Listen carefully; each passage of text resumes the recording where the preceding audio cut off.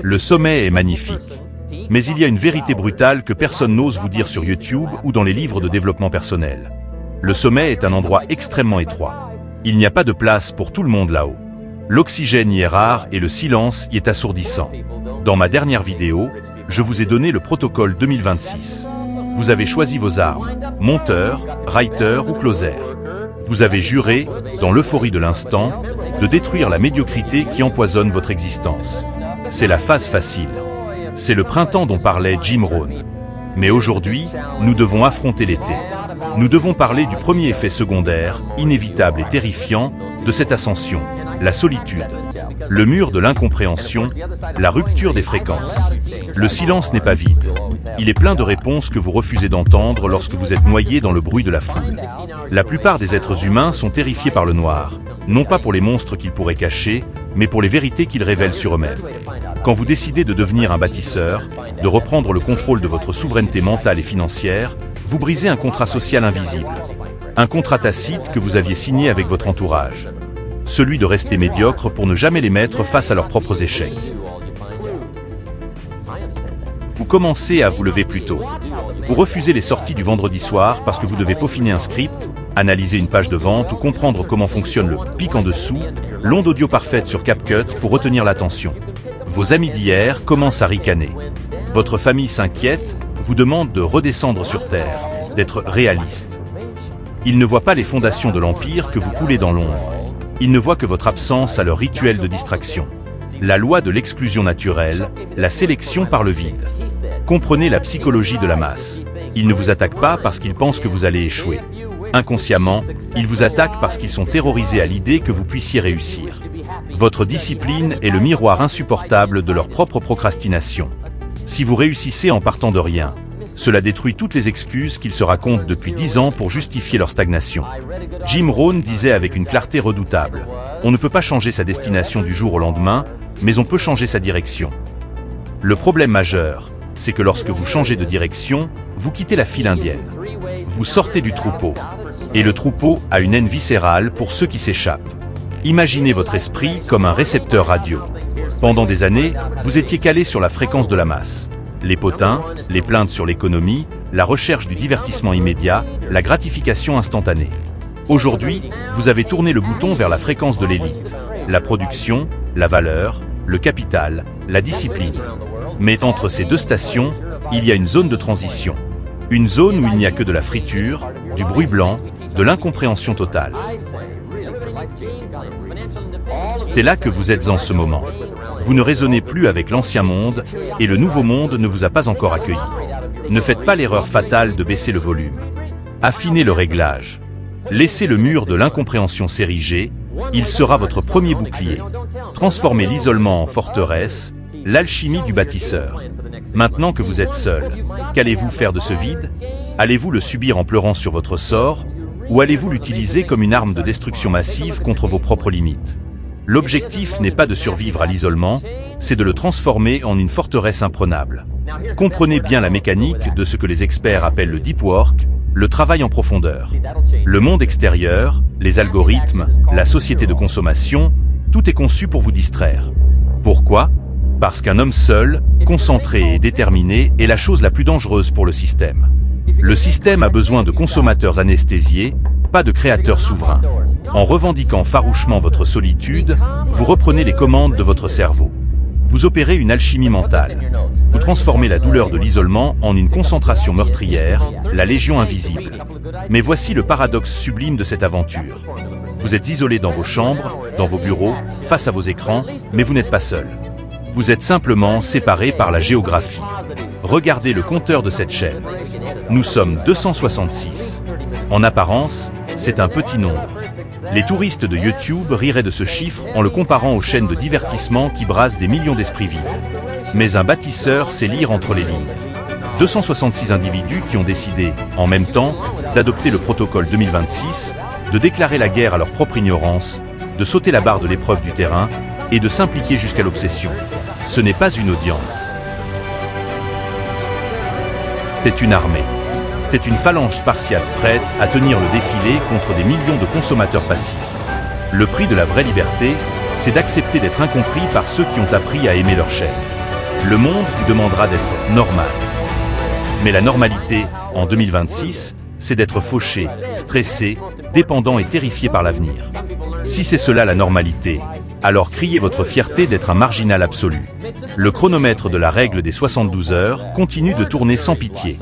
Une émotion sans action ne vaut rien. Une illumination philosophique qui ne se traduit pas par du travail concret dans les 3 jours est un poison mental de plus. Ne laissez pas cette vidéo être une simple distraction intelligente. Faites-en le point de bascule. Ne cherchez plus l'approbation de votre famille ou les likes de vos anciens amis. Cherchez plutôt le sang, la sueur et le respect que vous gagnez à chaque obstacle que vous surmontez. Quand vous aurez construit votre empire, dans le silence et la douleur, ceux qui se moquent de vous aujourd'hui viendront vous demander votre secret. Ils vous demanderont comment vous avez eu autant de réussite. Et ce jour-là, grâce à votre maîtrise de vous-même et de vos finances, vous n'aurez même pas besoin de leur répondre. Vos résultats parleront pour vous. Bâtisseurs de la Légion des 266, retournez au travail. Bâtissez votre empire. Maîtrisez votre esprit et vos finances. Il ne faut pas confondre l'isolement stratégique avec la fuite. Beaucoup de gens s'enferment dans leur chambre, coupent les ponts, éteignent leur téléphone, pour finalement passer des heures à regarder des vidéos pour se sentir inspiré. C'est ce que j'appelle le coma productif. Être seul ne garantit pas le succès. La solitude amplifie ce sur quoi vous vous concentrez. Si vous êtes seul et concentré sur votre travail, vous pouvez accomplir des miracles.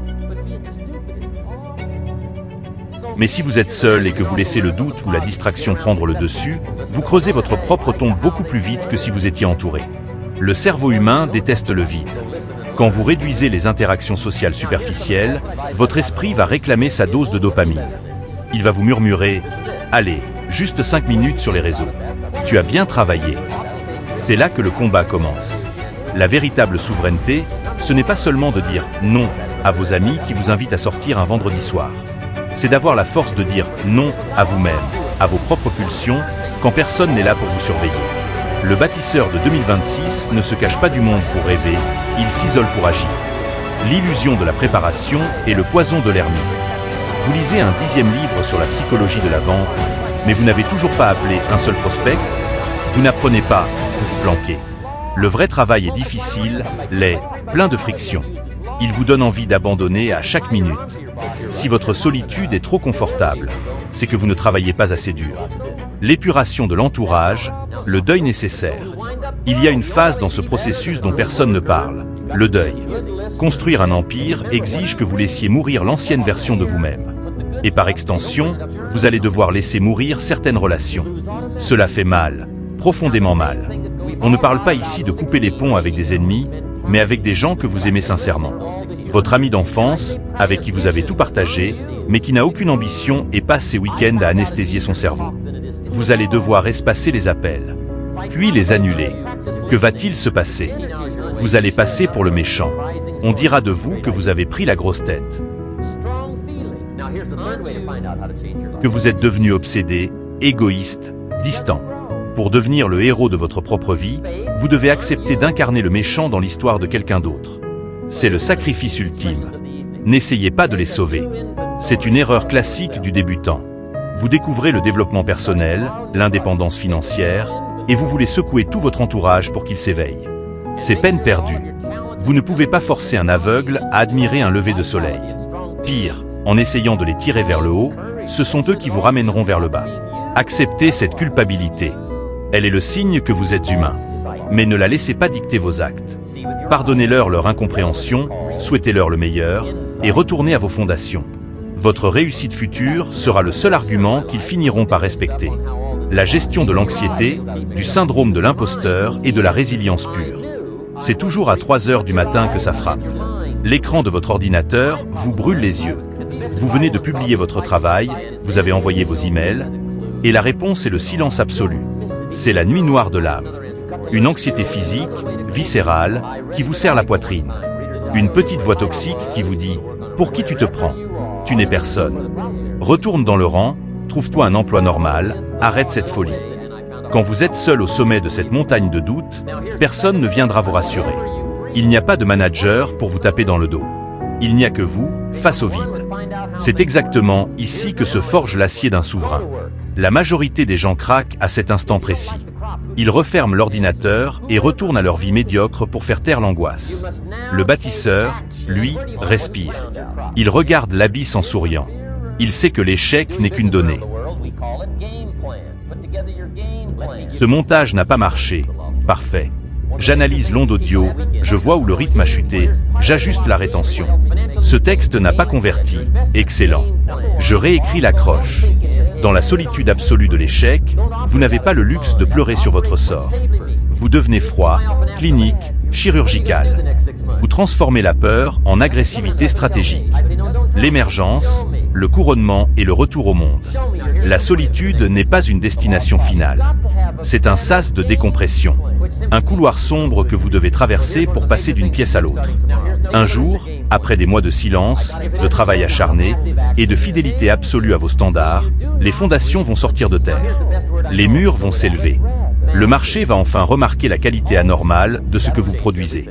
Les résultats financiers, l'autorité, le respect vont affluer. C'est là que le monde va réapparaître. Les mêmes personnes qui vous traitaient de fou viendront vous demander des conseils. Ne soyez pas arrogant, soyez serein. Vous n'avez plus rien à leur prouver, car vous vous êtes déjà tout prouvé à vous-même dans le silence de votre chambre. Mais surtout, c'est à ce moment-là que votre véritable tribu va se révéler. Vous allez commencer à attirer des gens qui vibrent sur la même fréquence que vous. Des gens qui ont, eux aussi, payé le prix de la solitude. C'est ainsi que se forment les empires. Nous sommes 266 sur cette chaîne aujourd'hui. Une poignée d'hommes et de femmes prêts à affronter l'hiver. Si vous tenez bon, si vous ne fuyez pas le silence, nous ne serons pas seulement une communauté. Nous serons le nouveau standard de l'excellence. La solitude vous a brisé pour mieux vous reconstruire. Vous êtes entré dans cette phase comme un simple exécutant effrayé. Vous en ressortez comme un maître. Apprenez et essayez rester, impliquez-vous. Et surtout, n'ayez jamais peur de marcher seul. Le chronomètre continue de tourner. C'était maîtrise mentale et financière.